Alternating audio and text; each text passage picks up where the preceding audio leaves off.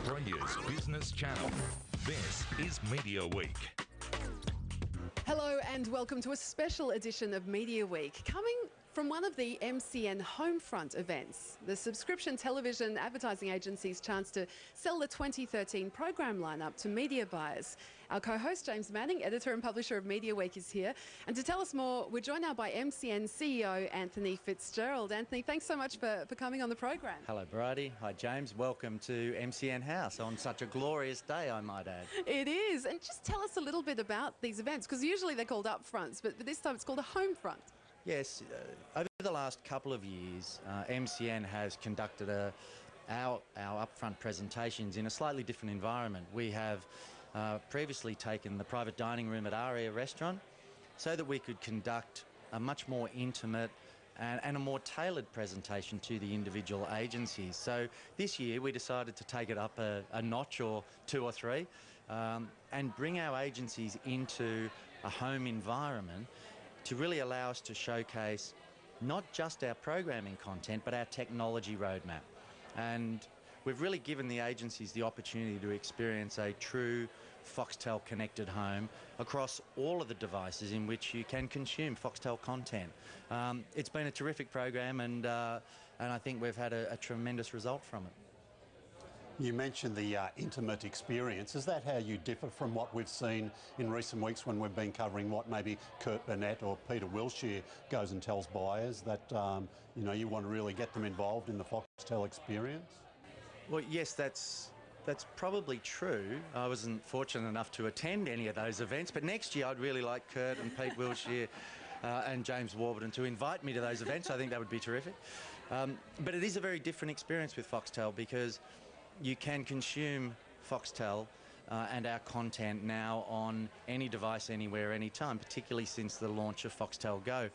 And trying to bring that to life on a PowerPoint presentation and a video reel in front of 500 people is much more challenging than have the agencies and clients come to our environment and actually feel and touch and play with the product and interact with the product itself. So the technology roadmap for us is just as important as the content roadmap, particularly going into next year as we really do open up the platform to consume Foxtel anywhere, anytime, on any device. You had the Foxtel Chief Executive, Richard Freudenstein, here recently. He was talking a little bit about getting the subscriber numbers up, maybe not dropping the subscription package prices, but perhaps giving them more value. Is that sort of good news for advertisers? Well, I think so.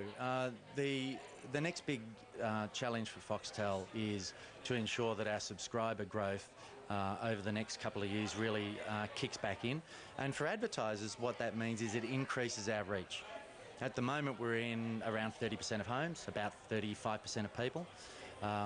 And obviously, with each new subscriber that comes on board, that increases our reach capability, which is really important for advertisers.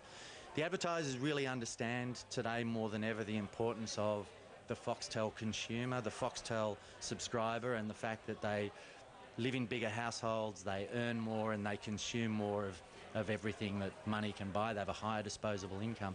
And the more we can extend that reach, then the better the advertising proposition.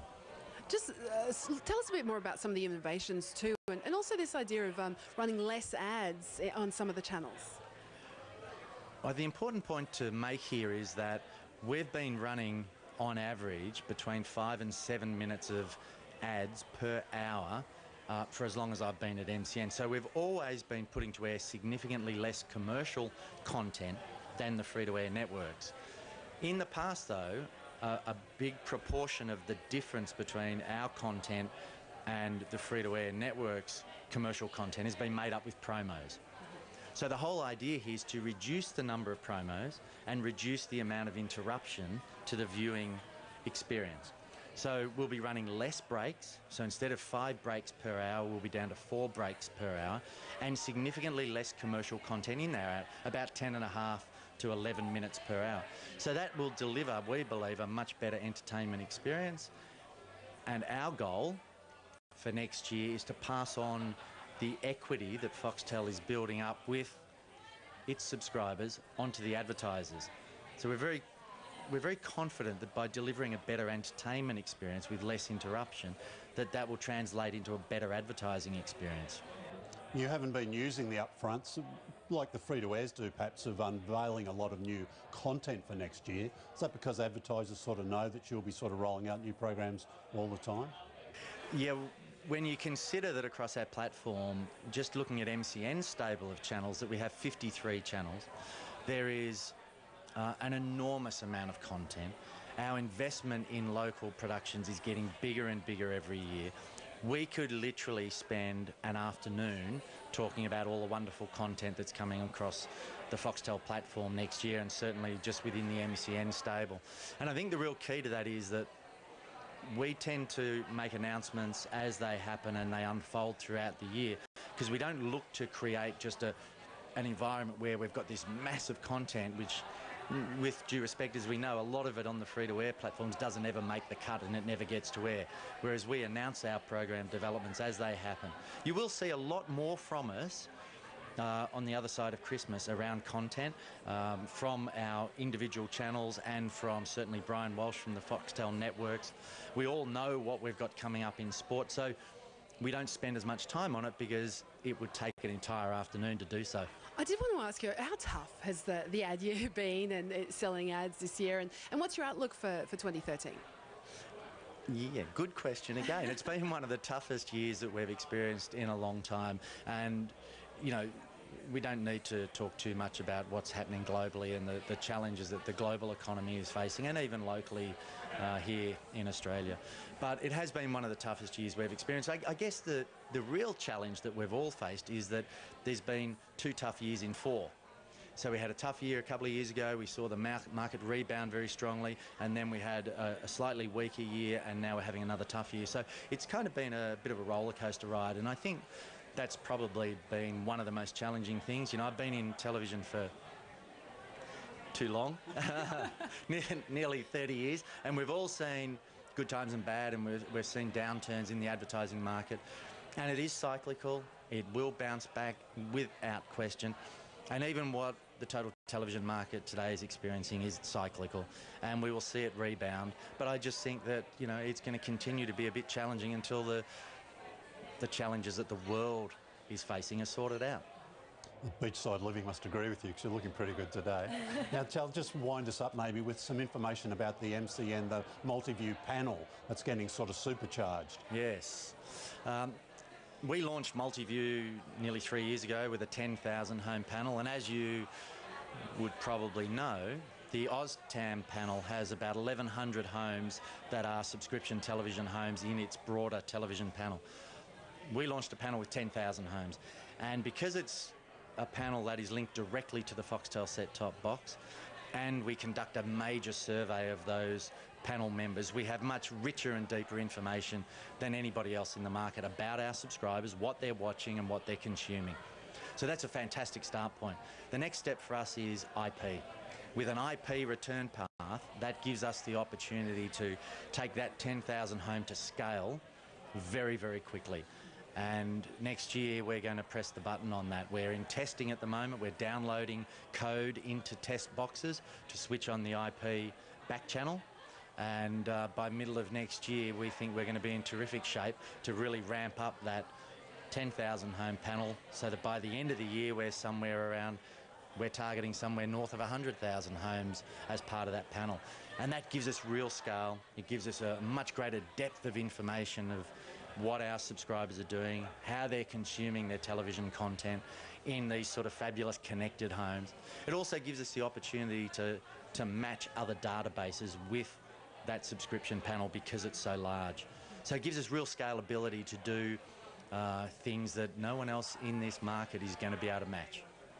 Looking forward to hearing more about that too. Anthony Fitzgerald, thank you so much for joining us today. You're welcome, thank you. All right, let's move on now, because we're going to be hearing a bit more about the MCN Homefront and finding out what the media buyers think of it a little later in the program. But just on to the 10 Network AGM. And James, obviously, as we know, it has been a pretty tough year for 10 Network investors. Oh, sure, look, absolutely. Shares are down, you know, staff numbers are down, ad revenue's down. So it's an important day for, you know, existing the shareholders, the staff who are still there, the advertisers, to sort of find out what's the network's got planned.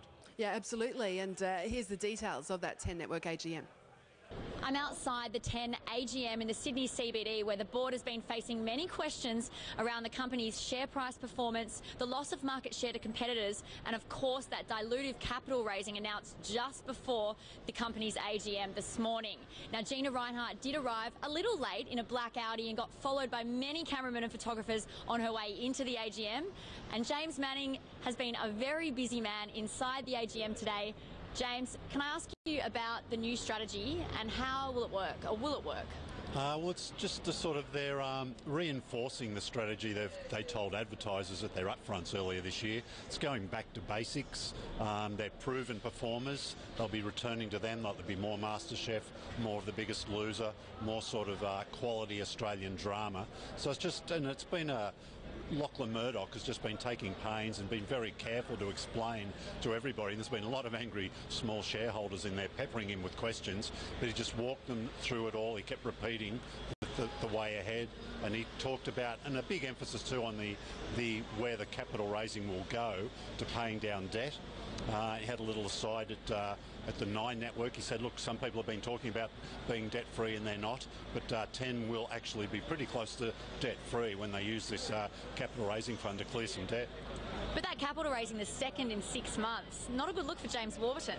Well, no, absolutely not. And a lot of those small shareholders were sort of, rebelling, if you like. They said, look, we bought into this company, was well over $1. The last capital raising, I think the shares were 51 cents. Now they're down to 20 cents. So again, Lachlan Murdoch spent a lot of time going through the process they came to at pricing the issue. A lot of debate too about the CEO's pay packet, if you like, and Lachlan Murdoch explained, why James Warburton is paid what he's paid. And Gina Reinhart was there despite speculation that she may not turn up, although she was late. Yeah, she did turn up late. Someone pointed out, look, she's only been to 8 of the 14 board meetings. She can't even be on time for the AGM. Again, Lachlan Murdoch put up his hand and said, look, that's probably my fault about those board meetings. We've moved them a lot of times. She lives a long way away. She hasn't been able to get here. But Gina's promised to mingle with the shareholders after and answer their questions one by one. Right, thank you, James Manning. And tributes have been flowing in for Dame Elisabeth Murdoch, of course, Lachlan's grandmother. She died in her home overnight, aged 103, and Sky News Bureau Chief Aaron Young has the latest. The Herald Sun rushed to put this together today. A great life, they say. Dame Elisabeth Murdoch was 18 when she first started in the media business, and she was quickly noticed by Sir Keith Murdoch, one of the great newspaper men. Overnight at 103, Dame Elisabeth Murdoch passed away peacefully, surrounded by her family at her home for so many years. She leaves a remarkable legacy in Melbourne, particularly for the charity work and for her efforts in establishing the Royal Children's Hospital. Dame Elisabeth had 4 children, including son Rupert, who tweeted, "Many thanks for condolences about my mum, a great lady, wife, mother and citizen, a 103-year-old but still a blow." The Prime Minister remarked on her kindness, humility and grace, and News Limited Chief Executive Kim Williams says all who work at the company in Australia mourn the loss of an extraordinary national figure who inspired generations of Australians. The family will hold a private funeral. Details of a state memorial service will be announced soon. Coming up on this special edition of Media Week, we get the media buyer's view on the MCN Homefront events.